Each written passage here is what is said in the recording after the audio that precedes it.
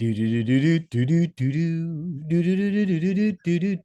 to the Wokelandia podcast, where we expose the injustice in social justice. We're your hosts, the Back Home Brothers. I am Caleb, leading off the speaking today, and singing is Joseph.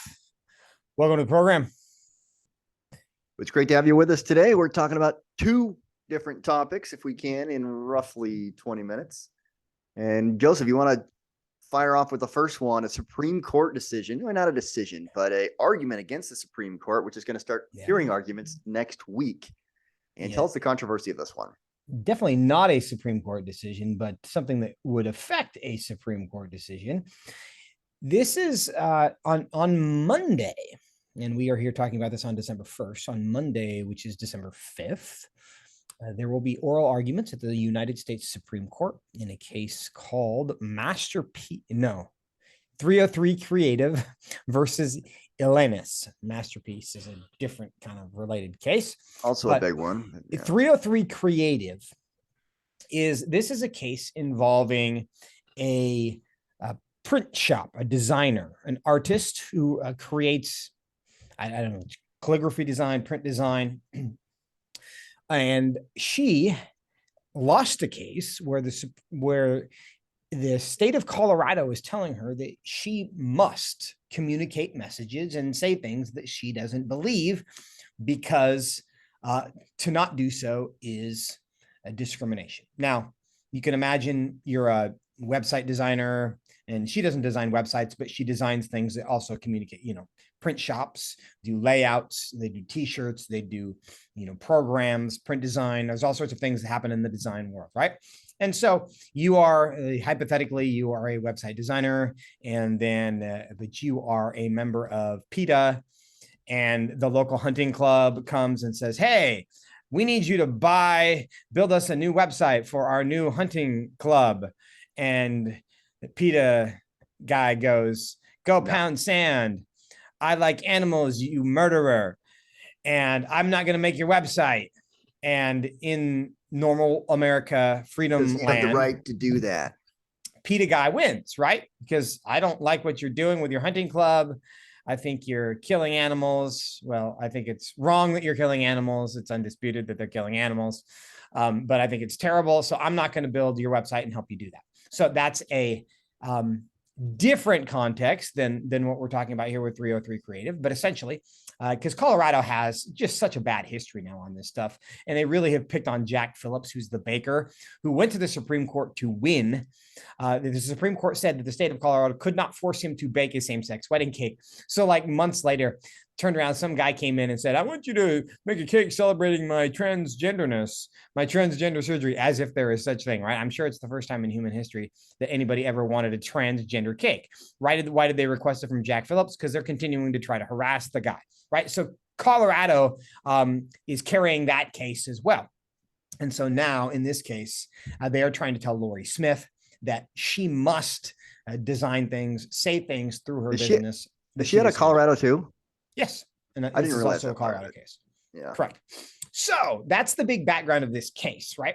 So oral arguments will be heard on Monday. Now, in front of the Supreme Court. Leading up to that, this week, there have been calls for Amy Coney Barrett to recuse herself. And Amy Coney Barrett is not the most recent, but one of the most recent confirmations to the Supreme Court. And her nomination and her confirmation was hotly contested because the record shows Ginsburg. She replaced Ginsburg, but the record shows that she has a very sincere, conservative Christian faith. When she was nominated to the DC circuit, a famous quote came out of her conversation with, I think it was Dianne Feinstein. I was going to bring this up too. Yeah. Yes. Who said about Amy Coney Barrett expressing her concern that the dogma.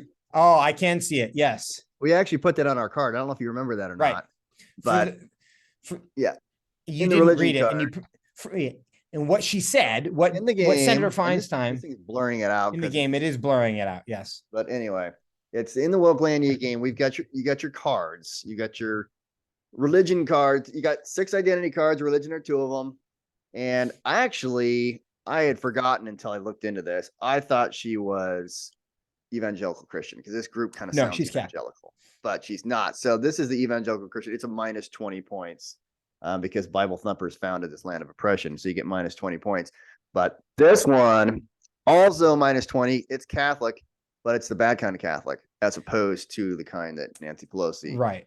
Joe Biden are, which is the good kind. The bad kind of Catholic, the dogma lives loudly within you, which is exactly what Senator Feinstein said about Amy Coney Barrett. And here she is again in the news this week. When she was nominated to the Court of Appeals, Senator Feinstein expressed her concern because the dogma lives loudly within you was the quote, which is, of course, her way of saying, I think you're a real Catholic and you believe Catholic things, and that's terrifying.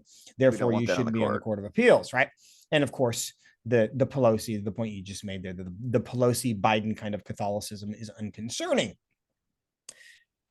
Which they don't believe Catholic stuff. As long as you don't actually believe Catholic stuff, then you're an okay kind of Catholic. But if you're a Catholic that believes what the Bible says in the traditional way, then that's the wrong kind of Catholic. And we don't want you. They didn't want her on the court at all, but now she is on the court, and so now they're trying to say, "Hey, we've got a case that we know you don't agree with, probably personally.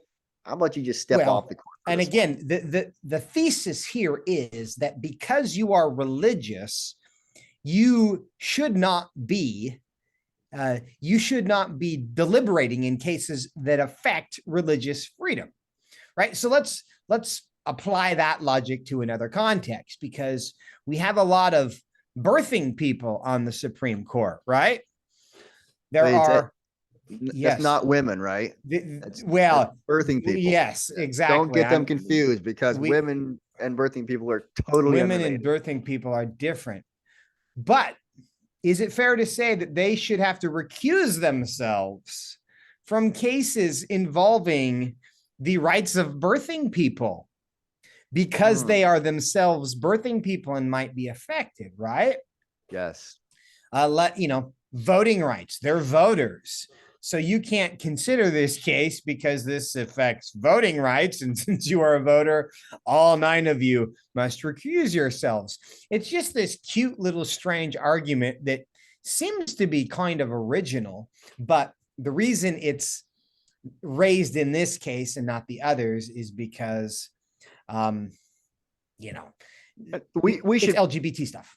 And we should point out that she has publicly spoken to groups, and it's mentioned in this article and a number of articles here, groups, the ADF, that believe marriage is between one man and one woman. So she's spoken out in favor of that view of biblical marriage or traditional marriage or whatever term you want to use for it. Therefore, she, by their reasoning, shouldn't be even talking about this on the court or ruling on this on the court. But does that apply to Sheila Jackson? Or no, sorry, not it's Justice Jackson. I'm thinking of different Jackson. Ketanji Brown Jackson. Ketanji Brown Jackson. Yes. Or to any of the other liberal justices who have spoken at times at groups and with groups that believe gay is okay, or whatever expression they want to use. Are they going to step off the court as well? And to that point, we can apply this to Justice Jackson, who is the first Black female on the Supreme Court. Imagine the reaction if there was a civil rights case and somebody said, "Oh, you Black justices must recuse yourselves because this would affect you," right?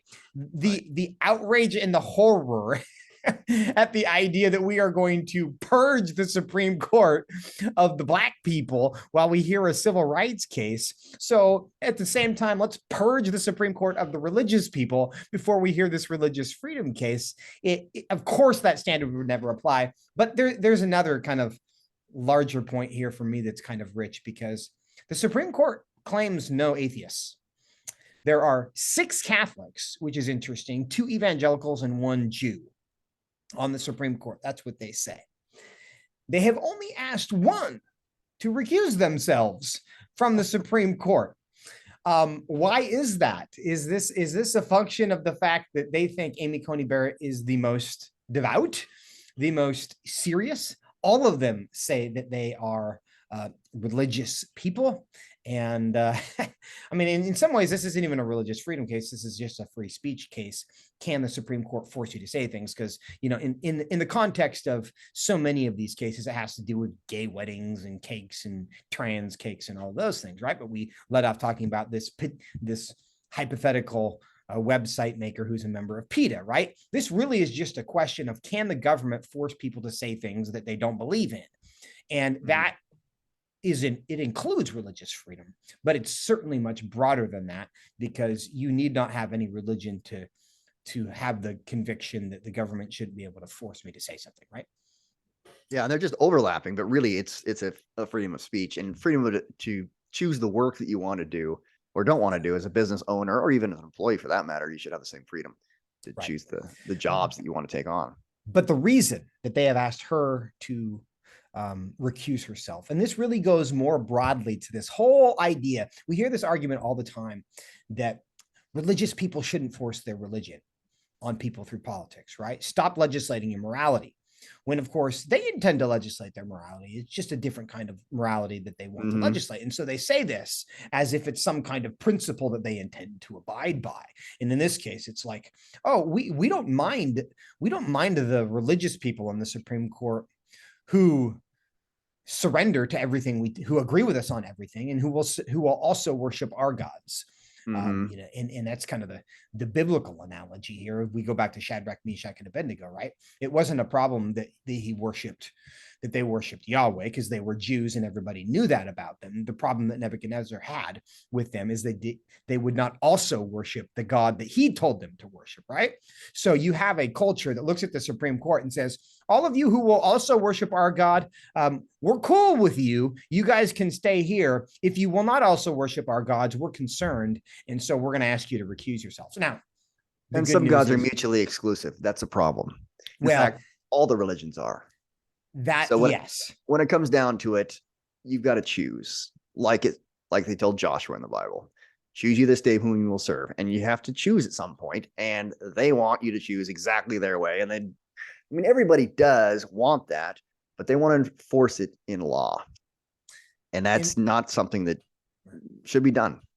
That's the theological point. The legal point is that they apply this so-called standard so inequitably. And this is just, we don't like your religion, so we're going to ask you to recuse yourself. We'd never ask anybody else to recuse themselves because they personally could be affected by this. Right. It's a standard they wouldn't dream of applying to women or Black people or Hispanic people or whatever else whatever identity group that you want to have. And so that's the point of, you know, based on the group you have and the cards you're holding. She's got the wrong cards. So if they could get their way, she wouldn't be allowed to rule at all because she has the wrong cards. They did try to stop her. They tried very, very, very hard to keep her off of the court.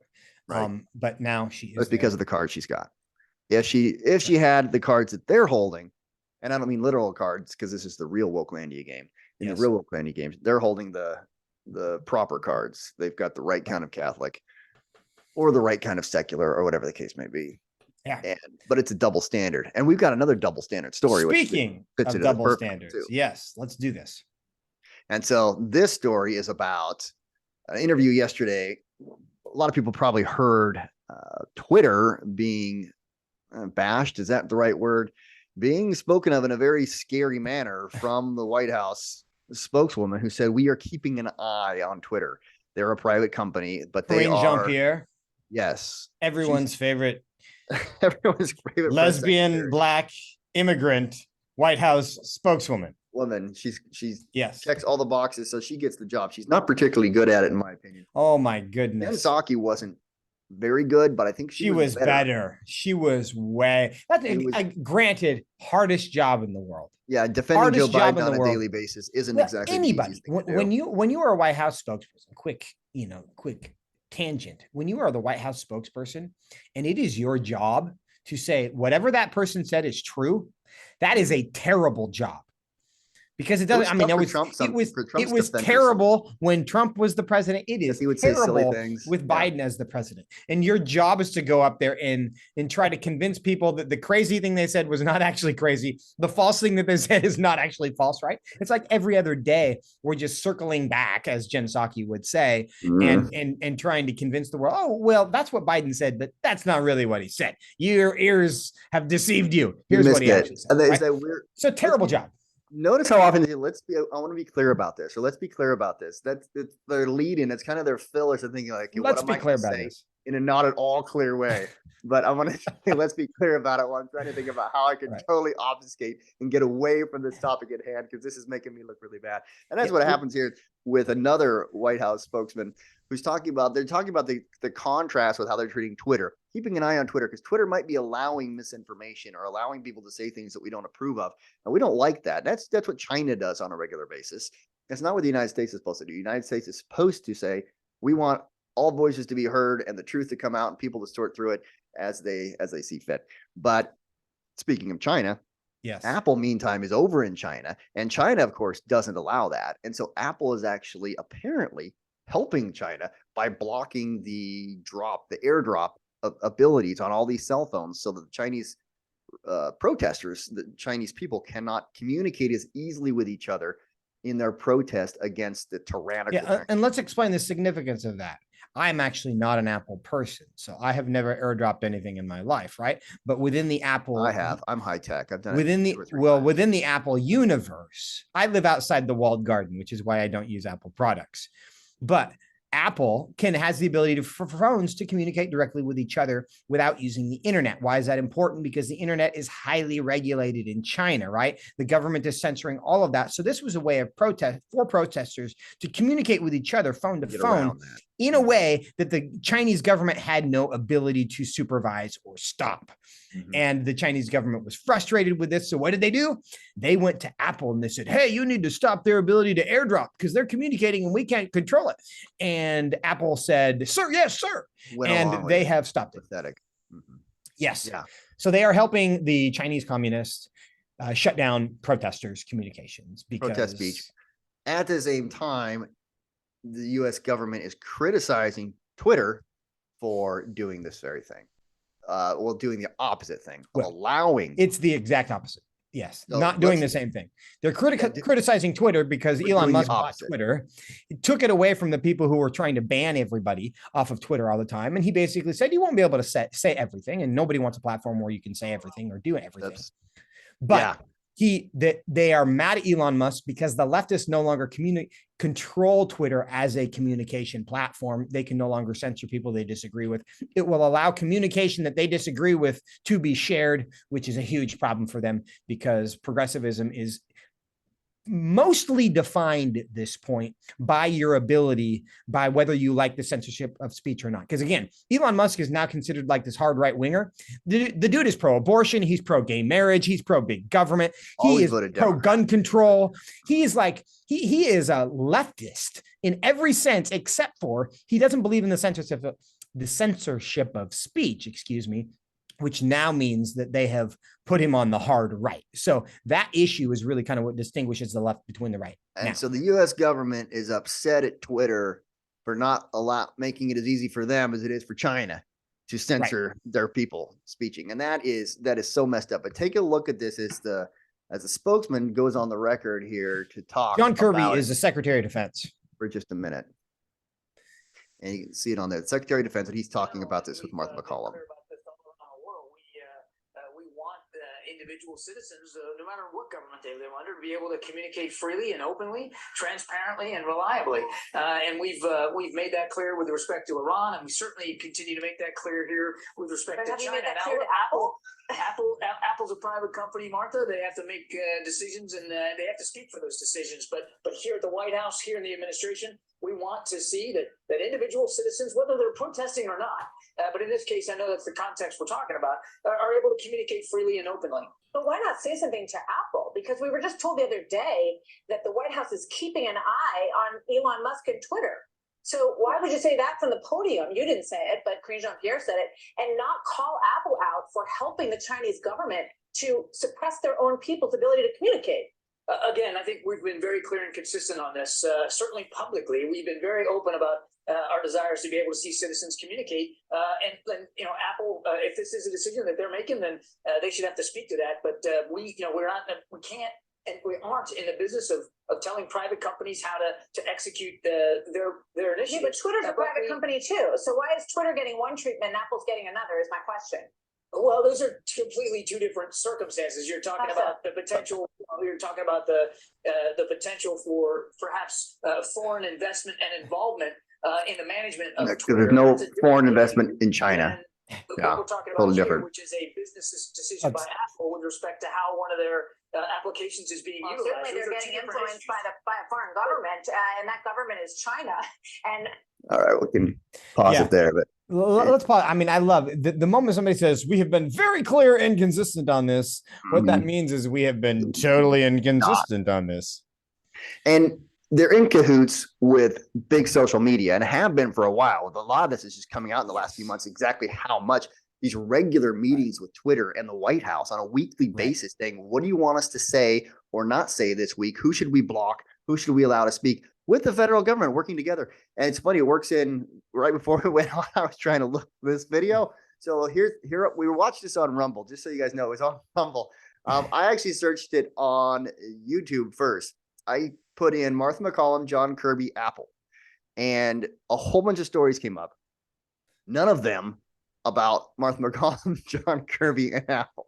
As soon as I put it into Rumble, I searched the exact same wording, and the very first story to come up was the one I happened to be looking for, which was not that ironically about Martha McCollum, John Kirby, and Apple, because that's what I had searched for. So YouTube, when you begs the question, what does YouTube recognize how like ridiculous these statements are? And so they're now trying to stop people's ability to see it. I can't prove that, of course. It's just weird that you could put those search terms in and not get that interview when Martha McCollum and John Kirby were talking about Apple. Yeah, I mean, look right here. Here's Martha McCollum, John Kirby, Apple. Here's John Kirby. Here's John Kirby. Here's Mike Pompeo. Here's Kirby with about Russia, Ukraine. Here's John Kirby about Russians. Here's Martha McCollum about something unrelated to the topic. Here's Marsha Blackburn. You got all these other things. And the first thing you put in when you go to Rumble is the exact story you're looking for. Is that coincidence? I mean, that's big tech. It seems like it has to be deliberate, I guess. It's crazy. Weird. But the point here for the reason this is important is not just like, you and your double standards, which is true. But why do they have these double standards? And one of the features of wokeness is its indifference to whether something is objectively true or not. We've covered this in the past. One of the defining characteristics of a world in which autonomy is king and self-identification is king. And that means you get to define truth for yourself. We no longer look objectively. Is this 12 inches long or is this 16 inches long? And we just measure it. The question is not true or false, right or wrong. It's happy and sad. And so they are very comfortable denying the reality of something if it's not helpful, and therefore would make them sad. Now, this is, of course, this is a sin problem. This is not, there are plenty of people on the political right as well as the political left who will say things that are not true. It makes me feel happy or sad to not advance the agenda I want, or what do you mean by that? Correct. Well, yes, because they need to come up with a reason to justify different treatment of Twitter versus Apple. There's no rational difference, right? He first tried, well, Apple is this. I mean, because again, he proposes a principle that Apple is a private company. Therefore, we're not going to meddle, right? That was his argument. That exactly applies to Twitter. That was his argument about why the federal government wasn't going to interfere with Apple's cooperation with the Chinese communists as they attempted to stop the communication of protesters, right? And so Martha McCollum very rationally says, well, hey, there's this other private company that KJP is saying, oh, we're going to look at them very carefully because we're concerned about what's going on over there, which happens to be the exact opposite, right? Elon Musk is stopping people from being censored. The Chinese communists are helping people be censored. Who is the White House concerned with? They're concerned with the one that's stopping the censorship. American speech is the problem, not Chinese censorship. Right. The American speech is the problem, not Chinese censorship. Why is it? Because they don't mind what Apple is doing. That doesn't bother them. And frankly, I mean, all of the non-statements from the White House and all of these protests, President Biden is very, very, very soft on the Chinese. I mean, they continue to have most favored nation status, and they've had that before, while we also see them as one of our greatest enemies. This isn't just the White House, it's Nike. It's we've seen this with Apple. There's this financial relation. We've seen it with the Bidens specifically. We know that the Chinese were referring to Biden as the big guy. He was taking a 10% cut of the money that they were giving to Hunter Biden, right? And they'll be investigating that. So the big guy, we are going to get that investigated, but those facts are now on the record, right? He is the big guy, and he's not going after Apple, who's cooperating with the guys who paid the big guy, right? So there's a lot about this that makes a lot of sense. But the principle didn't work when you say, "Oh, we don't monitor, we don't monitor private companies," because they're very happy to monitor private companies. It seems, at least they're keeping an eye on it, as she says, because Twitter is now a problem for them, because Twitter used to be part of their monopoly, part of their oligarchy and their communication control channels, and Twitter no longer is. Right, and that hurts them. And we only got about 60 seconds left here, but see that the tie-in with the two stories is remarkable, and it happens on a consistent basis. It's kind of fun to see it, where on one story you've got one group being shut down, another one amplified because of their political views, and that's what the Apple and Twitter story. And then again, with the story in the Supreme Court, the justices who have the right political views and have, even if they've spoken out publicly on this topic before, the issue of the definition of marriage, and more particularly if people are allowed to speak or not, or in their work, well, one side is allowed to, and the other side is asked, please recuse yourself because you can't be unbiased in this. It's the advancement of one perspective, or one particular viewpoint over the other in courts and in government and in law. And that's ultimately all that matters in Wokelandia. Just winning. There are no higher principles than winning. Winning, and winning with your points. Well, we got to wrap it up here. We'll be back next time for more exciting news and commentary on what's going on in Wokelandia, not just the game, but in Wokelandia. Thanks for joining. See you next time.